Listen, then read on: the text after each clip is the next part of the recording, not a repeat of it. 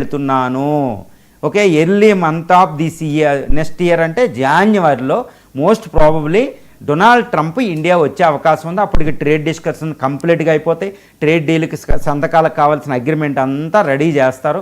అది ఇండియా అమెరికాల మధ్య ట్రేడ్ డిస్కషన్ అంటే అంత ఈజీ కాదండి, చాలా యాడ్యుయస్ డిస్కషన్ జరుగుతున్నాయి. ఎందుకంటే చాలా విషయాలు టచ్ అన్ని రంగాల వారీగా ఇప్పుడున్న ప్రతిబంధకాలు పోవాలి, ప్రపంచ పరిస్థితులు గమనించాలి. ముఖ్యంగా వ్యవసాయ ఉత్పత్తులు, టెక్స్టైల్స్, ఫార్మాస్యూటికల్ ప్రొడక్ట్స్, అటు యునైటెడ్ స్టేట్స్కి సంబంధించి పెట్టుబడులు, సర్వీసెస్ సెక్టర్, ఇవన్నీ చూడాలన్నమాట.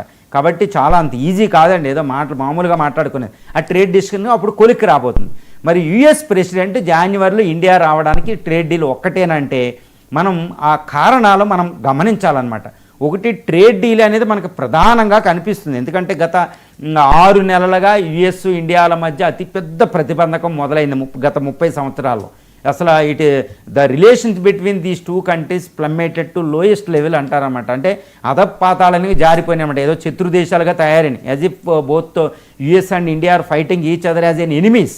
అలా రెండు ఎనిమీ కంట్రీలాగా తయారైపోయినాయి అనమాట. బట్ ఒకటి గుర్తుపెట్టుకోవాలి, ఎంతటి ట్రేడ్ డీల్కి సంబంధించిన ఇష్యూ జరుగుతున్నా, కాంట్రవర్సీ జరుగుతున్నా, ట్రంప్ మోడీల మధ్యన సమావేశం లేకపోయినా వాళ్ళు ఒకరికొకళ్ళు ఫోన్లు